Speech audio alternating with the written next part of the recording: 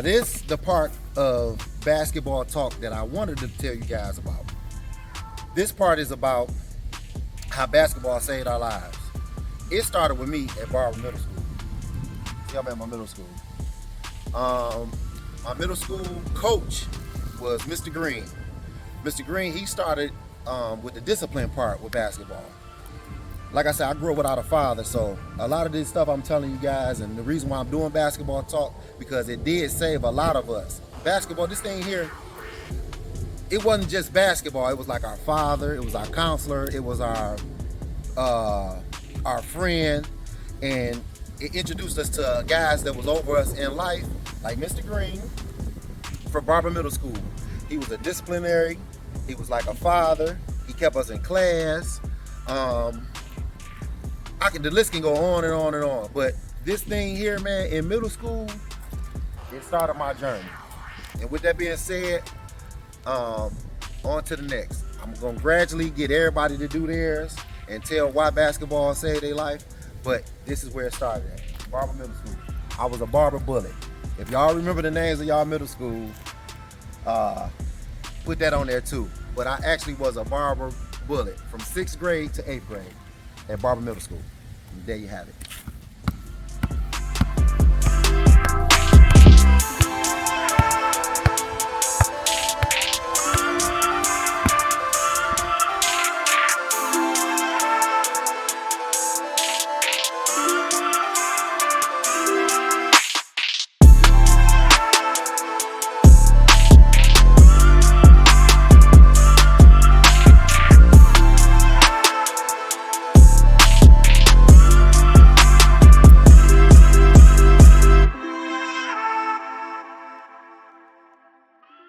Now, this is the second part of basketball talk. Like I said, I wanted everybody to give a reason why basketball saved their life.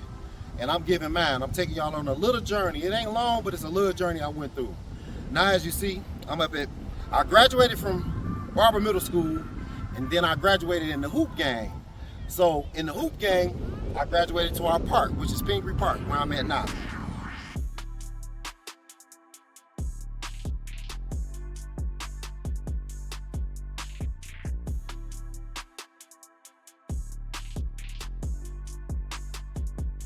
Okay, like I was saying, y'all, I graduated from middle school, Barber Middle School. Then also I graduated with basketball. And the reason why I say it saved my life, because my neighborhood hugged me and took care of me. Guys from up here, I could throw out some names. Let me see, like Fat Gold, Tony Perry, Camarado, the whole Mack Avenue. Then on this side, Ron Madlock, John Madlock, Lil Bang, Lou, my man Lou. I can't forget about Lou. Lou grew up behind my grandma's house. Rick, it's a ton of names. Then my five up here when I played, it was me, Marnell, Mo, Maul, Vince. Vince stayed over there. It was like a family up here, man. So, like I said, I graduated from Barber Middle School and I started playing at Pingree. But at Pingree, it was a thing about Pingree, y'all. It was 3 courts up here at the time. It was the first court, the second court, and the third court. You couldn't play on the first court until you graduated up to the first court. For years, I couldn't get to this first court. So over time, I was watching the guys that was playing. I started getting better, started getting good, and then it was on from there. So, like I said, from Barber Middle School to Pingree Park, I graduated, even in the streets. A lot of the street guys around here, Mack Avenue guys off my way, they wouldn't let me get in the streets. They wanted me to pursue my basketball journey. So with that being said, on to the next.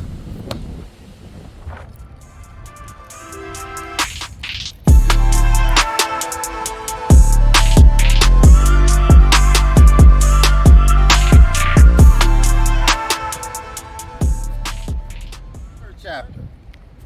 Now, as y'all see, if y'all ever hear me tell my stories on my Facebook page or Instagram, it was about Inner City Sub Center. This is the Inner City Sub Center.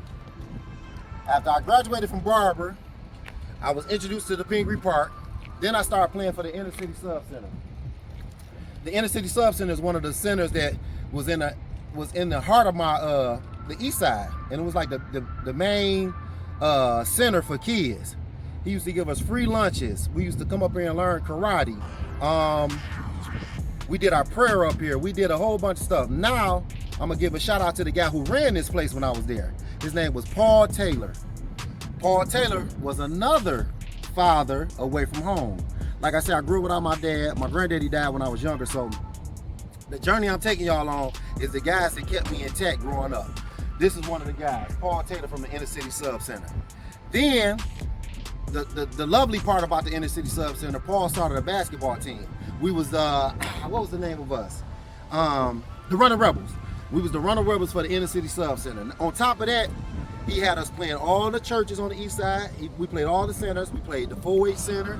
We played Semacoys across Gratiot.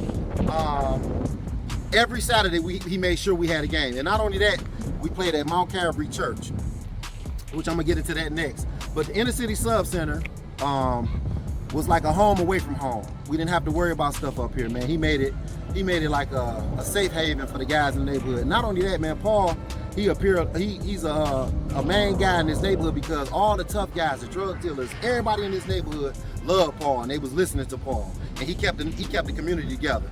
So once again, man, I'm taking y'all on just a little snippet of how basketball saved my life. On to the next.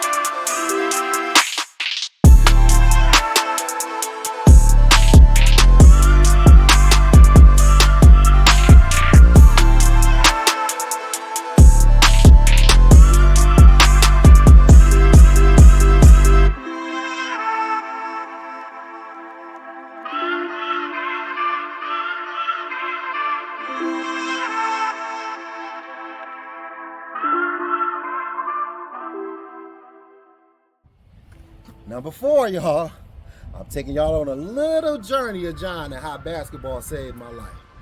Now, I took you from Barber, I took you from Pingree Park, then I took you to the Inner City Sub Center. So when Paul lost the Inner City Sub Center, I started playing for Mount Calvary Church, which is right across the street from the Sub Center. The coach here was Coach Hank. RIP to my man Hank, man, he passed away, but Hank was my coach outside of Mount Calvary, but he also was a pastor. So there go another guy that was dear to me in my life because he kept us intact. So I'm giving y'all a rundown of how the men back then was in our lives and kept us in order. It went from Mr. Green, Pingree Park, to all the guys I named that kept me intact. Then I ended up going playing for Inner City Sub Center. Then when the Inner City Sub Center closed, I started playing for Mount Calvary, which was Hank. Hank also was the pastor at this church. But I'm gonna take y'all on a little journey. Follow me. I'm gonna take y'all on a little journey again. I'm gonna show y'all. Every Saturday, y'all. Every Saturday.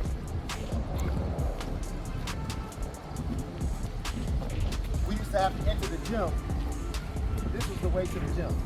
If you can see that door back there, that's the way to the gym, going upstairs to Mount Calvary Gym.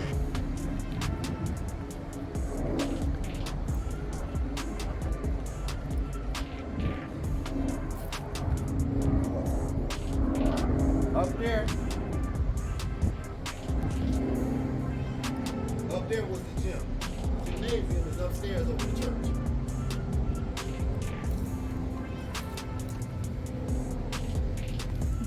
If you guys can see up there, that's what the gymnasium is.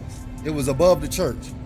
So when we played every Saturday, this is the door we used to have to come through. And once again, we didn't have to pay for nothing. You know, the things that's going on now, everybody got to pay, but playing for these centers and these churches and stuff, we didn't have to pay for nothing, and they had everything for us. Saturday morning, Hank used to have the food for us, hot dogs, chips, hamburgers, whatever we wanted. And the family came out. Back then it was big in family. Everybody had a crowd watching them play basketball every Saturday morning. Mount Calvary Church. Basketball, man.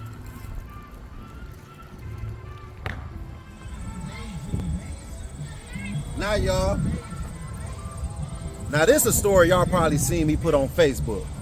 Now this alley we in, it was a guy named Joe. He used to have a rim right here, basketball hoop right here when we was younger. And everybody from the neighborhood used to be back here. This right here, if you made it here, it made you tough. Joe, the reason why the game was kind of easy for me, because I always played with the older guys. And like I say, this is an honorable mention because I want to put this out because it's kind of dear to me. When I was like 13, no, I was actually 12, we was back here playing. My mom was sitting on a stoop right here. And she, it was a Sunday. I remember it was a Sunday because we used to always come around here on a Sunday. And my mom was right here watching me hoop all day that Sunday. And then the following Sunday, she passed away. I lost my mom. And when I used to hoop, man, when I used to do little good moves or whatever, I could hear my mom say, "Go on, Johnny, go on, Johnny." And on top of that, it grew with me through basketball. When I started playing basketball, I could still hear my mom say, "Go on, Johnny, go on, Johnny." So it kind of like tied everything together. That's why I said basketball, man, it really did save my life. And then it tied me into my mom, remembering my mom. So it's deeper than basketball to me. So we're gonna be on to the next.